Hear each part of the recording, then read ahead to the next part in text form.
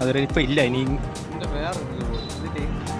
ആണ് നമ്മളെ പെരുമ്പൂർ ചന്തയിൽ പോകുന്ന വഴി. ഇവിടെ നേരിട്ട് ഫ്രണ്ട് കൂടെ നോക്കി ഇപ്പോൾ നമുക്ക് ഓട്ടോ സ്റ്റാൻഡ് കാണാം. ആ വിധത്തിൽ ഇവിടെ ഒന്നുമില്ല. നമ്മൾ നടന്നാൽ പോവുകയാണ് ഇടയ്ക്ക് കൂടെ.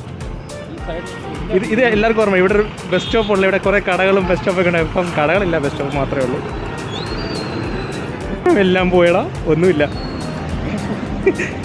പല ആൾക്കാരെ ഓർമ്മകളും സാധനങ്ങളും ഇവിടെ ഇപ്പോൾ ഇല്ല.